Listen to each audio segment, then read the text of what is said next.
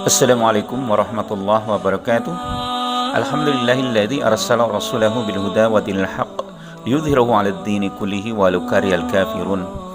Asyhadu an la ilaha illallah wahdahu la syarika lah wa asyhadu anna Muhammadan abduhu wa rasuluh. Allahumma shalli wa sallim ala sayyidina Muhammadin wa ala alihi wa sahbihi ajma'in. Pemirsa Kafah Channel yang berbahagia, di akhir zaman ini Islam akan menghadapi banyak sekali fitnah, termasuk berbagai upaya kaum kafir untuk menghancurkannya. Tetapi pada akhirnya Islam yang akan dimenangkan oleh Allah Subhanahu wa taala.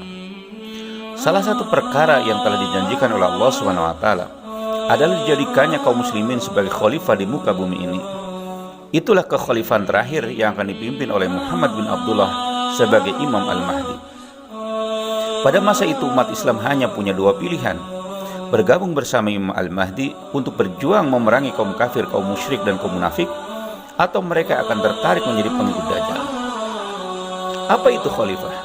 Mengapa banyak orang takut kepada khalifah dan khilafah? Padahal khilafah tidak harus bertentangan dengan sistem pemerintahan yang sudah menerapkan ajaran Islam. Benarkah khilafah akan menghilangkan sistem pemerintahan yang sudah ada? Ini adalah isu utama yang selalu dipropagandakan oleh para pembenci Islam, yang tujuan utamanya adalah untuk menghancurkan Islam. Sebenarnya bagi yang paham tentang khilafah, kita tidak perlu membenturkan ide khilafah dengan Pancasila, baik sebagai falsafah maupun sebagai dasar negara Indonesia. Pancasila bisa diwujudkan secara bersinergi dengan khilafah, karena Pancasila itu sendiri telah dirumuskan oleh para ulama. Seluruh silanya telah menggambarkan ajaran Islam. Oleh karena itu tidak perlu dipertentangkan. Paling tidak ada argumentasi bahwa khilafah memang ada dan bisa bersinergi dengan sistem pemerintahan yang ada, dengan syarat bahwa khalifah atau orang yang memimpinnya harus mampu menegakkan syariat Islam, bukan hukum-hukum jahiliyah. Karena menegakkan hukum Allah adalah kewajiban setiap muslim, terutama bagi Amirul Mukminin. Allah Ta'ala berfirman, A'udzubillahi minasyaitonir rajim, wa man lam yahkum bima anzalallah fa ulaika humul kafirun. Barang siapa yang tidak memutuskan menurut apa yang diturunkan Allah, maka mereka adalah orang-orang yang kafir. Ada tiga argumentasi tentang perbedaan khilafah dan khalifah. Pertama adalah secara makna. Dalam bahasa Arab, kata al-khilafah berasal dari kata khalafa yakhlifu khilafah, yang artinya adalah mengganti, berkuasa atau yang datang belakangan. Isim fa'ilnya adalah khalifah, jamaknya adalah khulafa'u atau khalaifu. Kata khilafah dan khalifah tidak selalu bersama. Kata khalifah digunakan dalam Al-Quran antara lain dalam 3 ayat. Pertama adalah dalam surat Al-Baqarah ayat 30 yang menobatkan Nabi Adam sebagai khalifah. Kedua adalah dalam surat Shad ayat 26 yang menobatkan Nabi Daud sebagai khalifah. Dan yang ketiga, yang lebih umum adalah dalam surat Al-An'am ayat 165 yang menobatkan manusia sebagai khalifah di muka bumi. Khilafah didefinisikan sebagai sebuah sistem kepemimpinan umum bagi seluruh kaum muslimin di dunia untuk menerapkan hukum-hukum Islam dan mengemban dakwah Islam ke seluruh penjuru dunia. Orang yang memimpinnya disebut khalifah, dapat juga disebut imam atau amirul mukminin. Artinya khilafah atau penguasa yang menerapkan syariat Islam bisa terwujud tanpa khilafah. Alasan kedua, bahwa khalifah yang menggantikan Rasulullah SAW ada 12. Dalam hadis Imam Muslim dalam kitab sahihnya dari Jabir bin Samurah bahwa Rasulullah SAW bersabda, la yazalu amrun nas madiyan ma waliyahum 12 rajulan. Thumma taqala Nabi sallallahu alaihi wasallam bi kalimatin khafiyat anni fasaltu abi madza qala Rasulullah sallallahu alaihi wasallam faqala kulluhum min Quraisy. Urusan manusia akan tetap berjalan lancar selagi mereka diperintah oleh 12 orang laki-laki atau pemimpin. Kemudian Nabi sallallahu alaihi wasallam mengucapkan kata-kata yang tidak dapat kudengar dengan jelas. Lalu aku bertanya kepada ayahku tentang apa yang dikatakan oleh Rasulullah SAW. Ayahku menjawab, semuanya dari kalangan Quraisy. Khulafaur Rasyidin ada 4, yaitu Abu Bakar As-Siddiq, Umar bin Khattab, Utsman bin Affan, dan Ali bin Abi Thalib. Dan apabila ditambah dengan khalifah kelima yaitu Umar bin Abdul Aziz, dan khalifah yang keenam adalah Nuruddin Mahmud Zangki, gurunya Salahuddin Al-Ayyubi. Adapun mereka yang 12 orang yang disebutkan dalam hadis itu seluruhnya berasal dari keturunan Quraisy. Mereka berkuasa dan berlaku adil. Berita gembira tentang kedatangan mereka itu telah disebutkan pula di dalam kitab-kitab sebelumnya. Di antara mereka adalah Al-Mahdi, yang namanya sesuai dengan nama Rasulullah SAW dan kunyahnya sama dengan kunyah Nabi SAW. Dia akan memenuhi dunia ini dengan keadilan sebagaimana sebelumnya telah dipenuhi dengan kezaliman. Apabila Imam Al-Mahdi yang saat ini masih kita nantikan adalah khalifah ke-12, artinya khalifah ke-7 sampai khalifah ke-11 sudah terjadi dan Rasulullah SAW tidak menyebutkannya. Berarti bisa terjadi pada khalifah sedangkan mereka tidak menerapkan khilafah. Imam Ahmad, Imam Abu Dawud, Imam Turmudi, dan Imam Nasai telah meriwayatkan melalui hadis Sa'id Ibnu Jamhan dari Safinah Maula Rasulullah SAW bahwa Rasulullah SAW pernah bersabda, Al-khilafatu ba'di 30 sanah thumma yakunu mulkan adudan. Kekhalifahan sesudahku berlangsung sampai 30 tahun, kemudian muncullah raja yang diktator.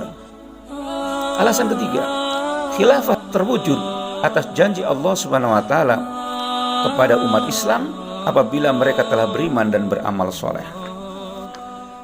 Kata khilafah yang lebih lengkap di dalam Al-Quran terdapat dalam surat An-Nur ayat 55 dan surat Al-A'raf ayat 129. A'udzubillahi minasyaitonirrajim.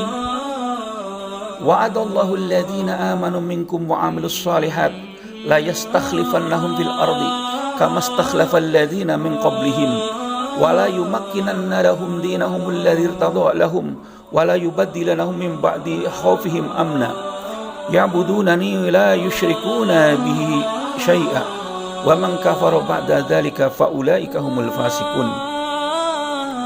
Dan Allah telah berjanji kepada orang-orang yang beriman di antara kalian dan mengerjakan amal-amal yang soleh bahwa Dia sungguh-sungguh akan menjadikan mereka berkuasa di bumi sebagaimana Dia telah menjadikan orang-orang yang sebelum mereka berkuasa, dan sungguh Dia akan meneguhkan bagi mereka agama yang telah diridhoinya untuk mereka, dan Dia akan menukar keadaan mereka sesudah mereka berada dalam ketakutan menjadi aman sentosa. Mereka tetap menyembahku, tiada mempersekutukan sesuatu pun dengan aku, dan barang siapa yang tetap kafir sudah janji itu, maka mereka itulah orang-orang yang fasik. Ini merupakan janji Allah Subhanahu wa taala kepada Rasulnya Nabi sallallahu alaihi wasallam bahwa Dia akan menjadikan umatnya sebagai orang-orang yang berkuasa di bumi, yakni menjadi para pemimpin manusia dan penguasa mereka.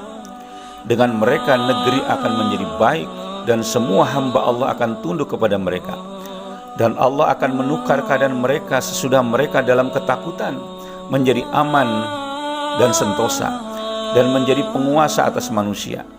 Janji itu telah diberikan oleh Allah Subhanahu wa taala kepada Rasulullah SAW. Kemudian setelah Rasulullah SAW wafat, Allah telah memilihnya untuk menempati kemuliaan yang ada di sisinya, maka urusannya dipegang oleh khalifah yang sesudahnya yaitu Abu Bakar As-Siddiq. Maka dirapikannya kembali semua kesemrawutan sepeninggal Rasulullah SAW, dan seluruh jazirah Arabia berhasil disatukan kembali. Lalu ia mengirimkan sejumlah pasukan kaum muslim ke negeri Persia di bawah pimpinan Khalid ibn Walid radhiyallahu anhu. Akhirnya mereka berhasil menaklukkan sebagian negeri Persia dan banyak korban yang berjatuhan dari kalangan penduduknya.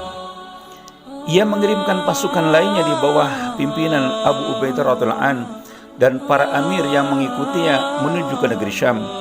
Pasukan yang ketiga dikirimkannya menuju ke negeri Mesir di bawah pimpinan Amr ibn As. Perjuangan untuk menegakkan kebenaran akan tetap dilakukan oleh umat Rasulullah SAW yang cinta kepada Allah, cinta kepada Rasulullah SAW, dan cinta kepada Islam. Rasulullah SAW bersabda, La tazalu ta'ifatun min ummati zahirina 'alal haqq la yadurruhum man khadalahum wala man khalafahum. Masih tetap akan ada segolongan umatku yang memperjuangkan perkara yang hak. Tiada membahayakan mereka orang-orang yang menghina mereka, dan tiada pula orang-orang yang menentang mereka sampai hari kiamat. Menurut riwayat yang lain disebutkan, hatta yati amrullah wa hum kadzalik, sampai datang perintah Allah atau hari kiamat sedang mereka tetap dalam keadaan seperti itu, memperjuangkan perkara hak. Di dalam riwayat lain disebutkan, hatta yuqatilu ad-dajjal, sampai mereka memerangi Dajjal. Di dalam riwayat lain disebutkan, hatta yanzila Isa bin Maryam wa hum zahirun, sampai Isa putra Maryam turun sedang mereka masih tetap berjuang. Semua riwayat ini berpredikat sahih, tiada pertentangan di dalamnya. Allah Subhanahu wa taala pasti akan memberikan pertolongan kepada umat Islam jika umat Islam mau berjuang membela agama Islam. Allah Ta'ala berfirman, A'udzu billahi minasyaitonir rajim, Iyansurkumullah fala ghaliba lakum wa iyakhzulkum faman dzalladzi yansurkum min ba'dih wa 'alallahi falyatawakkalul mu'minun. Jika Allah menolong kamu, maka tidak adalah orang yang dapat mengalahkan kamu. Jika Allah membiarkan kamu tidak memberi pertolongan, maka siapakah gerangan yang dapat menolong kamu selain daripada Allah sesudah itu? Karena itu, hendaklah kepada Allah saja orang-orang beriman bertawakal.